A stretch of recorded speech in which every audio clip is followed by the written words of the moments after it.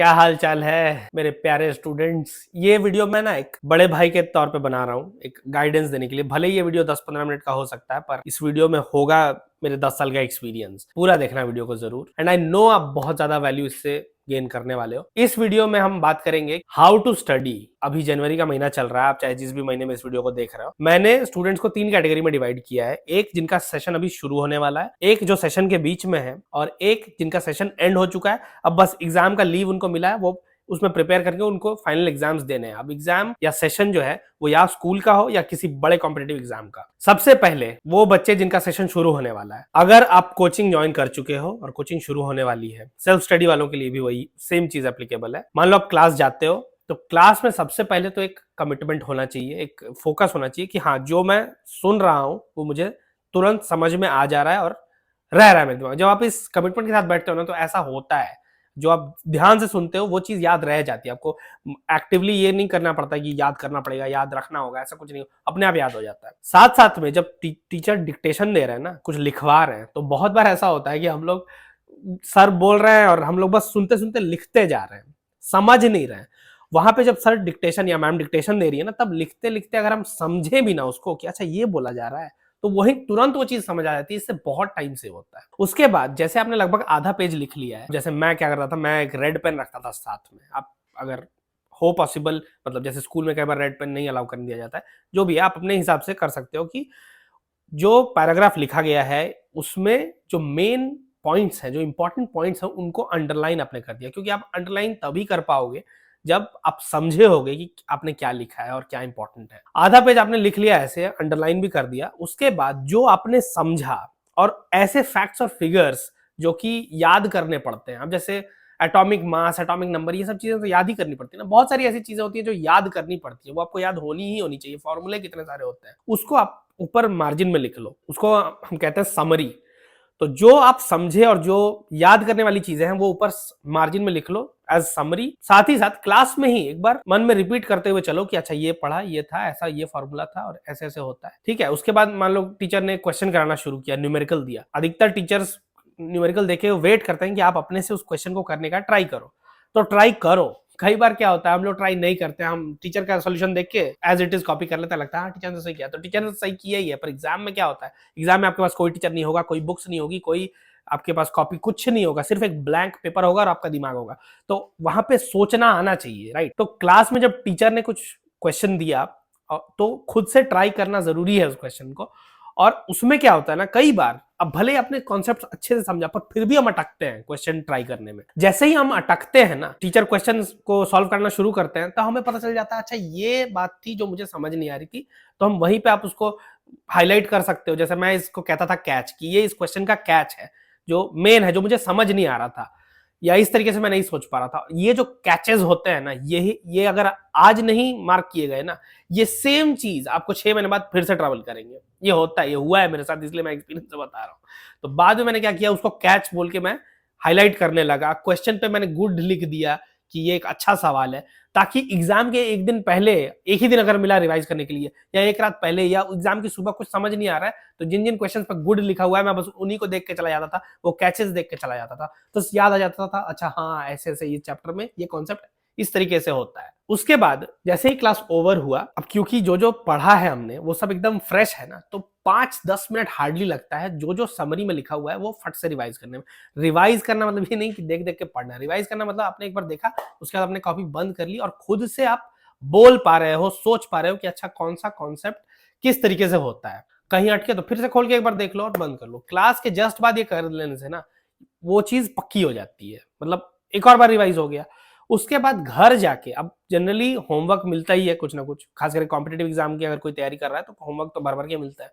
तो घर में जाके जब होमवर्क करना है, तो उससे पहले आप एक बार रिवाइज कर लो, जो आपने पढ़ा, जो समरी है वो एक बार रजिस्टर या कॉपी बंद करके दोहरा लो, ऐसे बोल लो, कोई दिक्कत नहीं है। सोचने तो कोई सोच रहा है कि अरे क्या बोल रहा है, चलेगा। आपने रिवाइज कर लिया, उसके बाद आप होमवर्क करने बैठोगे ना, तो आप देखोगे अगर 1 घंटे का होमवर्क है ना, कई बार 15-20 मिनट में भी हो जाता है, क्योंकि तुरंत सब पढ़ा हुआ है ना। अब तुरंत पढ़ा हुआ रिवाइज भी है तो एकदम फ्रेश है आपके दिमाग में, आप तुरंत क्वेश्चन सॉल्व कर लोगे। अब मान लो मंडे को होमवर्क मिला है और वो होमवर्क थर्सडे को चेक होगा, तो बहुत बच्चे तो होमवर्क करते ही नहीं है, और बहुत क्या करते हैं, वेडनेसडे को रात को होमवर्क लेके बैठते हैं। अब क्या होता है, मंडे को वो चीज फ्रेश पढ़ाई गई थी, मंडे को फ्रेश पढ़ाई गई थी, वेडनेसडे आते थे वो चीज भूल जाता है दिमाग। मतलब ये तो फॉरगेटिंग कर्व भी होता है ना कि 24 आवर्स के अंदर 80% साफ हो जाता है दिमाग से। तो मंडे की चीज वेडनेसडे रात को लेके बैठने में लगता है 2 ही दिन की तो बात है, 2 दिन पहले पढ़े थे, वो 80% से ज्यादा भूल चुके हो आप। और फिर करने में फिर देखना पड़ता है, अच्छा ये था, फिर समझना पड़ता है, तो इसमें समय बहुत ज्यादा लग जाता है। तो मंडे को ही उसी दिन घर पहुंचते ही होमवर्क कर लेने से या थोड़ा सा गैप लेके होमवर्क कर लेने से ये चीज बहुत बेनिफिशियल होती है और टाइम बहुत सेव होता है। फिर अगले दिन सुबह हाँ, फिर रात को भी अगर पॉसिबल है हो, मतलब रिवीजन तो देखो कि जितना ज्यादा रिवीजन होगा ना उतना ज्यादा वो चीज पक्की होती जाती है और उतना आप बेटर होते जाते हो उस टॉपिक पर। पढ़ने का तरीका समझना बहुत जरूरी इसलिए है क्योंकि मैं भी 9 से मैंने भी तो थोड़ा अपना ये डिसाइड किया था कि मैं अच्छे से पढ़ूंगा। तो मैं पढ़ता तो था पर नई नई चीजें हर बार पढ़ता रहता था। नई नई चीजें पढ़ने से एग्जाम क्लियर नहीं होता है। एग्जाम क्लियर करने के लिए आपको जो पढ़ा हुआ है ना वो बहुत सॉलिड होना चाहिए, उसके लिए रिवीजन चाहिए होता है। और रिवीजन होता है उस चीज पर जो आपने पहली बार जो पढ़ा वो बेस है, रिवीजन उसके ऊपर के सारे माले हैं। तो रिवीजन अच्छा तभी होगा जब बेस अच्छा है। तो पहली बार अच्छे से पढ़ो। सेल्फ स्टडी कर रहे हो तो एक टाइम बना लो जिसमें आप नई चीजें पढ़ोगे, तो बहुत अच्छे से पढ़ो। मल्टीपल मल्टीपल किताब से तो एक साथ मत पढ़ना, पर आप एक किताब फिक्स कर लो कि ये किताब मुझे अच्छी लगती है, मुझे समझ आती है, इस किताब से मैं अच्छे से पढ़ूंगा इस ड्यूरेशन में। उसके बाद ये सारे जो स्टेप्स हैं, समरी बनाना, रिवाइज करना और होमवर्क करना, मतलब क्वेश्चंस को सॉल्व करना, उसके पहले एक बार कॉन्सेप्ट रिवाइज कर लेना, ये सब जो चीजें ना ये बहुत हेल्प करती है। उसके बाद अगले सुबह उठ के भी एक बार रिवाइज कर लेने से फायदा ये होता है कि 24 आवर्स में वो चीज 80% साफ होने ही वाली है। सुबह उठ के रिवाइज कर लेने से वो चीज और स्ट्रांगली रिटेन हो जाती है। सुबह का रिविजन जो है ये बहुत जरूरी होता है और इसका जो रिटर्न है ना वो मेनी फोल्ड्स है। उसके बाद जब क्लास शुरू होने वाली है, जब भी मान लो मंडे का क्लास हुआ, फिर वेडनेसडे को क्लास शुरू होने वाली है, तो वेडनेसडे को क्लास शुरू होने से पहले 5 मिनट बस एक बार समरी जो था उसको फिर से रिवाइज कर लिया कि अच्छा ये मैंने पढ़ा था, ऐसा था और वो सब। तो फिर मेंटली हम उस स्पेस में आ जाते हैं कि अब जो टीचर जैसे ही पढ़ाना शुरू करते हैं तो फर्स्ट मिनट से ही हमारी जो कनेक्टिविटी है वो बैठ जाती है। और सेल्फ स्टडी में भी वही है कि सेल्फ स्टडी करना, अगर फिर से सेल्फ स्टडी करना है 3 घंटे के लिए या 2 घंटे के लिए, तो उससे पहले एक बार रिवाइज कर लिए कि लास्ट सेल्फ स्टडी सेशन में मैंने क्या क्या पढ़ा था। इससे मुझे तो बहुत ज्यादा फायदा मिला है। ये पढ़ने का जो तरीका है ना ये बड़ा यूनिक है, मुझे मुझे बहुत बेनिफिट किया है इसने। दूसरे स्टूडेंट्स वो हैं जिनका सेशन शुरू हो चुका है, वो सेशन के बीच में है। सेशन के बीच में अगर आप हो और अभी तक आपको ऐसे पढ़ने के बारे में नहीं पता था, तो कल से या अगले क्लास से या अगले पढ़ाई के सेशन से इस चीज को अप्लाई करना शुरू कर दो। डेफिनेटली आपको बहुत बेनिफिट्स मिलेंगे। पहले का जो पोर्शन जिसमें थोड़ा बैकलॉग भी अगर है आपका, तो बाद में जब एग्जाम प्रिपरेशन लीव मिलेगा तब आप डिसाइड कर लेना कि वहां पे आपको इन टॉपिक्स में से जिनमें आपका बैकलॉग है उसमें से कोई अच्छे से फिर से स्ट्रॉन्ग करना है या नहीं। तो मतलब ये आपका कॉल है। तीसरे मेरे वो भाई बहन जिनका एग्जाम प्रिपरेशन लीव है और अब सीधे एग्जाम देना है, तो हमारे एक टीचर ने बताया था अल्फा बीटा गामा कॉन्सेप्ट।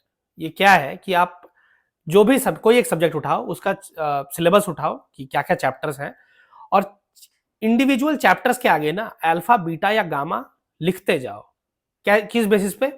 जो चैप्टर आपको लगता है आपको बहुत अच्छे से आता है, जेन्युइनली आपको कॉन्फिडेंस है कि मुझे आता है ये चैप्टर, उसके सामने लिख दो अल्फा।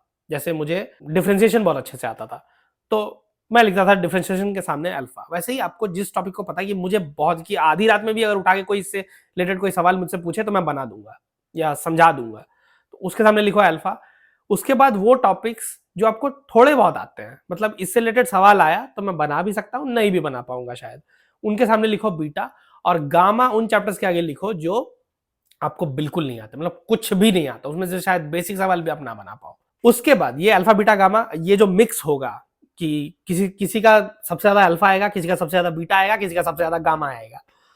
उसके बाद जो एग्जाम आप देने वाले हो उसका प्रीवियस ईयर पेपर उठाओ।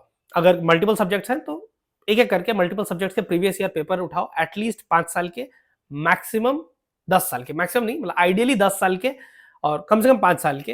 तो आपको एक पैटर्न दिखेगा कि किन चैप्टर्स से सबसे ज्यादा सवाल आते हैं। 5-10 साल का पेपर देखने से ये आइडिया लग जाता है।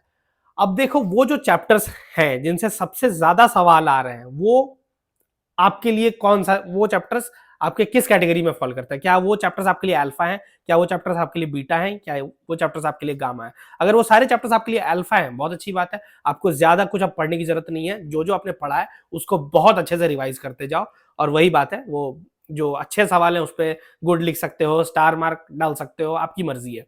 पर अल्फा को अब आपको बहुत स्ट्रांग करके जाना है, क्योंकि वही आपको अच्छे से पास करा देगा, खास करके अगर आपके पास और ज्यादा एग्जाम से पहले अब टाइम नहीं बचा है तो। दूसरा, अगर वो सारे चैप्टर्स आपके बीटा हैं, मतलब थोड़े बहुत आते हैं, तो उन सारे चैप्टर्स में से आधे चैप्टर्स उठाओ। लाइक मान लो अगर 10 चैप्टर्स आपके बीटा हैं और वो मेन है, तो उसमें से 4 से 5 चैप्टर्स आप उठाओ, और YouTube आपके पास है ही, या कोई एक अच्छी किताब पकड़ लो जो आपको समझ आती है, अच्छे से उन टॉपिक्स को वापस समझो, क्योंकि थोड़ा बहुत तो आपको पहले से ही आता है तो उतना टाइम नहीं लगेगा। कोई टीचर आपको YouTube पे अच्छा लग रहा है तो उनसे भी आप सुन सकते हो, और उसके बाद स्ट्रॉन्ग करते चलो। और वही पढ़ने का तरीका जो है, समरी बनाना, क्वेश्चंस खुद से सॉल्व करना, क्वेश्चंस को मार्क करते चलना कि ये क्वेश्चन है, इसमें ये कैच है। इस तरीके से आप मल्टीपल रिविजन्स करते हुए चलो। एक बार हो गया 4 से 5 चैप्टर्स का, मान लो 10 चैप्टर्स है तो उसके बाद वो ये चैप्टर्स जैसे आपके स्ट्रांग हुए, अभी भी अगर एग्जाम में टाइम बचा है तो बाकी जो 5 चैप्टर्स बच गए उसमें से भी आप 2 चैप्टर्स उठा सकते हो, फिर उनको स्ट्रांग कर सकते हो। तो इस तरीके से करते हुए भी ना, जो पास होने के चांसेस है या अच्छे मार्क्स लाने के चांसेस है, ये बहुत बढ़ जाते हैं।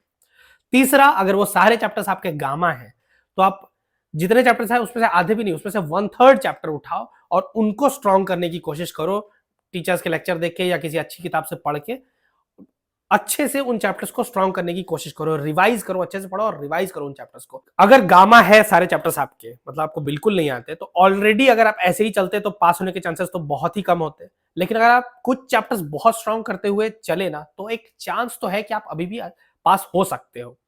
और बहुत सारे सिचुएशन में, खासकर कॉम्पिटेटिव एग्जाम में, ऐसा देखने को मिलता है कि फर्स्ट अटेम्प्ट में किसी का बहुत अच्छे मार्क्स से नहीं हुआ, या हुआ ही नहीं, वो पास ही नहीं कर पाया, पर क्योंकि वो इस अप्रोच से चलता है ना, वो अगले अटेम्प्ट में बहुत अच्छे मार्क्स से पास हो जाते हैं। तो यू नेवर नो, कई बार ऐसा भी हुआ है कि लास्ट के मेरे कुछ जान पहचान में भी कुछ ऐसे लोग थे, लास्ट तक मैथमेटिक्स में उनको कुछ नहीं आता था, पर थोड़ा बहुत इसी तरह का कुछ फॉर्मूला उन्होंने अपनाया, लेकिन वो 50-60 मार्क्स लाके वो पास हो गए मैथमेटिक्स जैसे सब्जेक्ट में लास्ट के 1-2 वीक में। बोर्ड की बात थी हालांकि, लेकिन पॉसिबल है। तो ये जो पढ़ने का तरीका है ना, ये एग्जाम पास करने के लिए और अच्छा नंबर लाने के लिए बहुत सफल तरीका है और बहुत ही सही तरीका है। ये तरीका मुझे थोड़ा लेट से पता चला था, पर जब से पता चला है मैं बहुत ज़्यादा, मुझे पसंद है और बहुत वर्क किया है ये टॉपिक मेरे लिए। तो I hope best of luck for all of you guys for your exams and upcoming sessions. और बताना प्रिपरेशन कहाँ तक चल रही है कमेंट करके, और भी मेरी तरफ से जो हो पाएगा, कुछ और क्वेरी हो तो कमेंट करके बताना, मैं I come up with videos on the same. और मिलते हैं अगले वीडियो में। बताओ प्रिपरेशन कैसा चल रहा है, या एग्जाम हो गया तो कैसा हुआ, रिजल्ट आया तो कैसा आया, जो भी है कमेंट में शेयर करो। And I will see you guys in the next video. Thank you so much for watching.